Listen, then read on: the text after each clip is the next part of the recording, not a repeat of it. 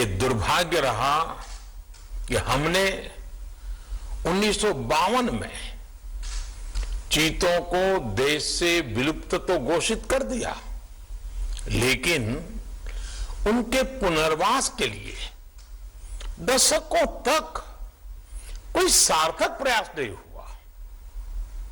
आज आजादी के अमृत काल में अब देश नई ऊर्जा के साथ चीतों के पुनर्वास के लिए जुट गया है। अमृत में तो वो सामर्थ्य होता है जो मृत को भी पुनर्जीवित कर देता है। मुझे खुशी है कि आजादी के अमृत काल में कर्तव्य और विश्वास का ये अमृत हमारी विरासत को, हमारी धरोहरों को और अब चीतों को भी भारत की धरती पर पुनर्जीवित कर रहा है। इसके पीछे हमारी वर्षों की मेहनत है। एक ऐसा कार्य राजनीतिक दृष्टि से जिसे कोई महत्व नहीं देता, उसके पीछे भी हमने भरपूर ऊर्जा लगाई। इसके पीछे एक विस्तृत चीता एक्शन प्लान तैयार किया गया। हमारे वैज्ञानिकों ने लंबी रिसर्च की, साउथ अफ्रीकन और नामीबियाई एक्सपर्ट के साथ मिलकर काम किया। हमारी टीम्स वहां गई, वहां के एक्सपर्ट भी भारत आए। पूरे देश में चीतों के लिए सबसे उपयुक्त क्षेत्र के लिए वैज्ञानिक सर्वे किए गए और तब कूनो नेशनल पार्क को एक शुरुआत के लिए चुना गया। और आज हमारी वो मेहनत परिणाम के रूप में हमारे सामने है। साथियों, ये बात सही है कि जब प्रकृति और पर्यावरण का संरक्षण होता है तो हमारा भविष्य भी सुरक्षित होता है, विकास और समृद्धि के रास्ते भी खुलते हैं। कूनो नेशनल पार्क में जब चीता फिर से दौड़ेंगे तो यहां का ग्रासलैंड इकोसिस्टम फिर से रिस्टोर होगा, बायोडायवर्सिटी और बढ़ेगी।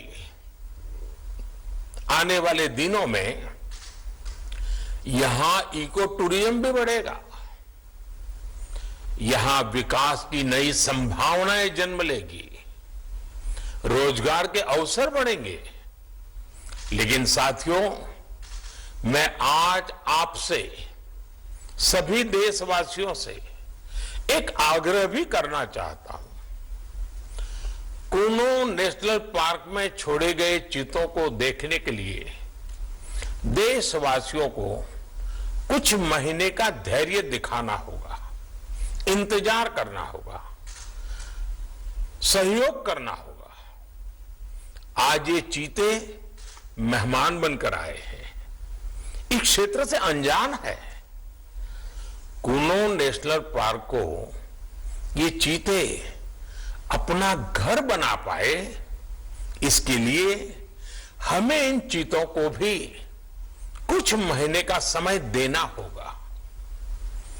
अंतर्राष्ट्रीय गाइडलाइंस पर चलते हुए भारत इन चीतों को बसाने की पूरी कोशिश कर रहा है। हमें अपने प्रयासों को विफल नहीं होने देना है।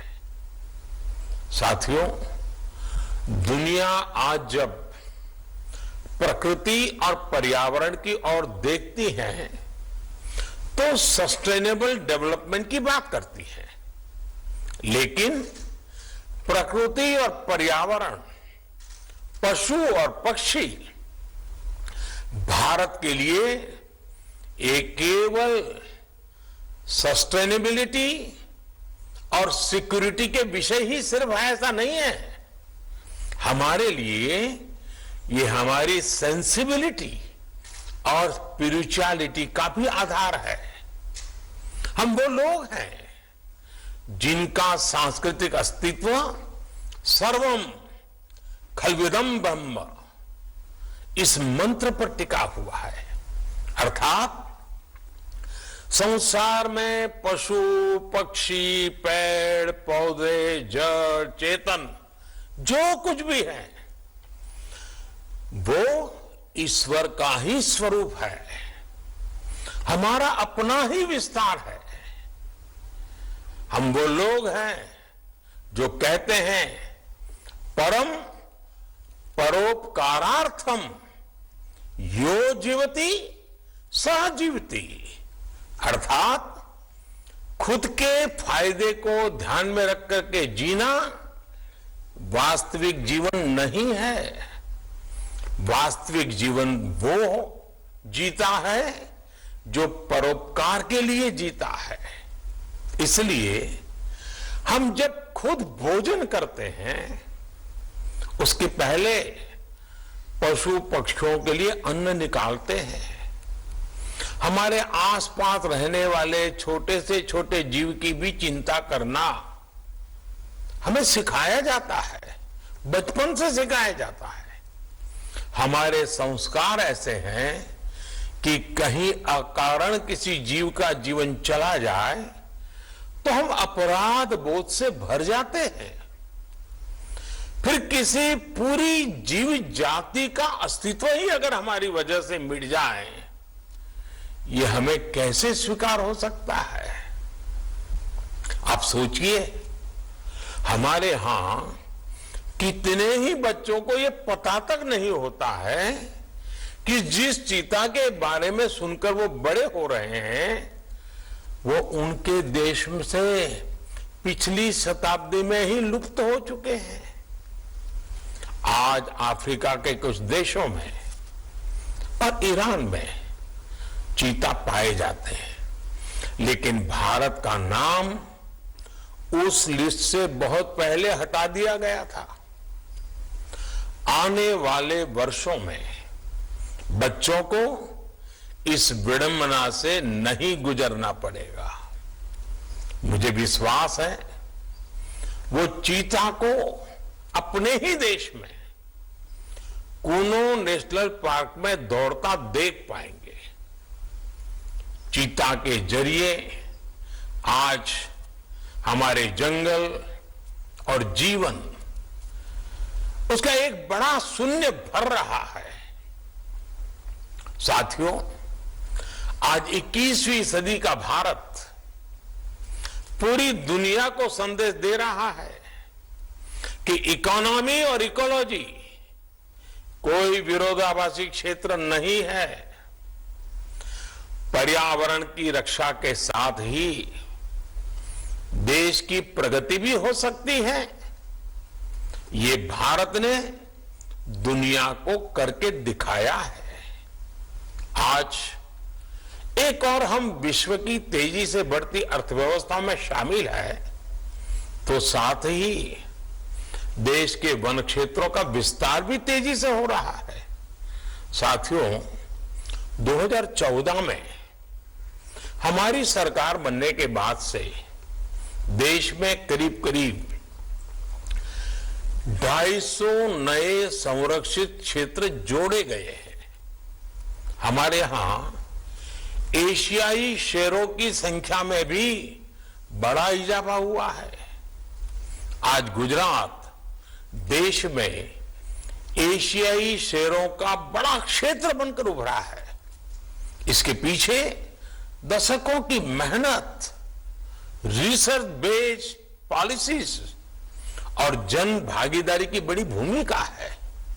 मुझे याद है हमने गुजरात में एक संकल्प लिया था, हम जंगली जीवों के लिए सम्मान बढ़ाएंगे और संघर्ष घटाएंगे।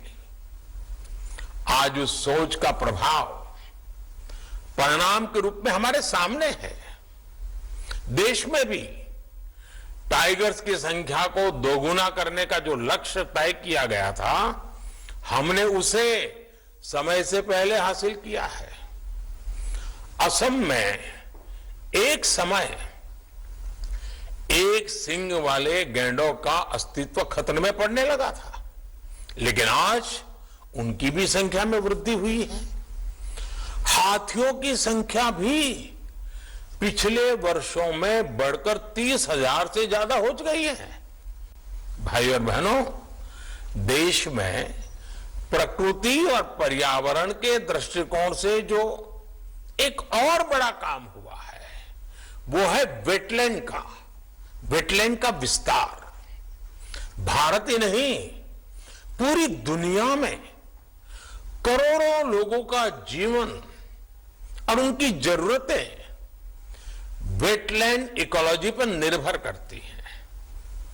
आज देश में 75 वेटलैंड्स को रामसर साइट्स के रूप में घोषित किया गया है, जिनमें 26 साइट्स पिछले 4 वर्षों में ही जोड़ी गई हैं। देश के इन प्रयासों का प्रभाव आने वाली सदियों तक दिखेगा और प्रगति के नए पथ प्रशस्त करेगा। साथियों, आज हमें वैश्विक समस्याओं को, समाधानों को और यहां तक कि अपने जीवन को भी होलिस्टिक वे में देखने की जरूरत है।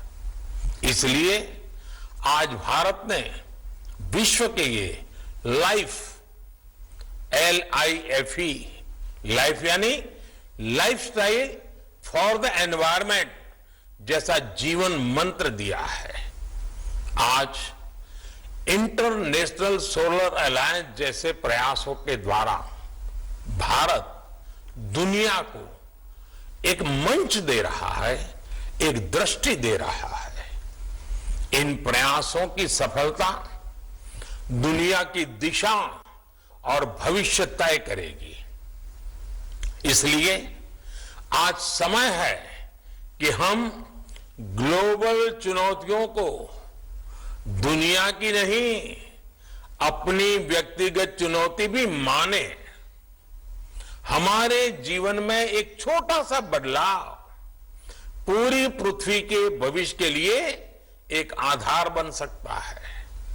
मुझे विश्वास है भारत के प्रयास और परंपराएं इस दिशा में पूरी मानवता का पथ प्रदर्शन करेगी, बेहतर विश्व के सपने को ताकत देगी। इसी विश्वास के साथ आप सभी को इस मूल्यवान समय पर, ऐतिहासिक समय पर बहुत बहुत धन्यवाद देता हूं, बहुत बहुत बधाई देता हूं।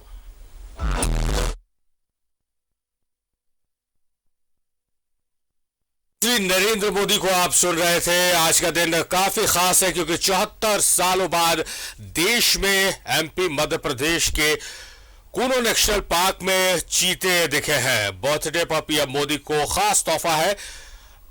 नामीबिया से 8 चीते लाए गए हैं। प्रधानमंत्री ने खुद उन्हें आजाद किया है और उनकी तस्वीरें भी खींची है। इसके बाद प्रधानमंत्री ने देश को संबोधित किया है। देश को संबोधित करते हुए उन्होंने कहा है कि किस तरह से पर्यावरण को संरक्षित करने की आवश्यकता है कि आने वाली पीढ़ियां, जैसे चीतों को किताबों में पढ़ा जा रहा था, वैसे किताबों में ना पढ़े, अपनी आंखों से देख पाए। जरूरत है कि पर्यावरण को हम संरक्षित करें। तो एक मजबूत संदेश भी उनके संबोधन में रहा।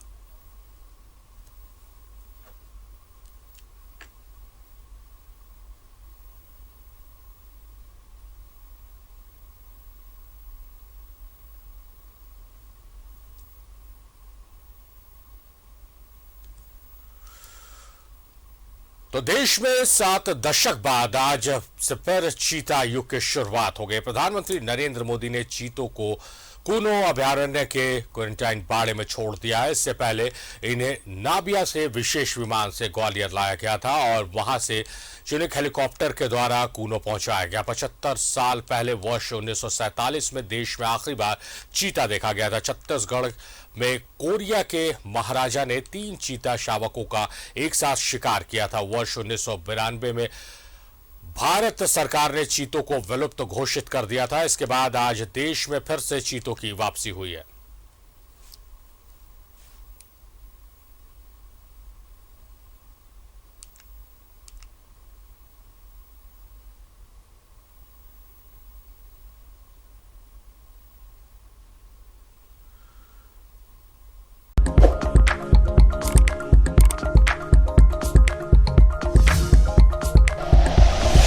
Like and share videos, subscribe करें हमारा चैनल और प्रेस करें बेल आइकॉन। न्यूज़ 11 भारत, सच है तो दिखेगा।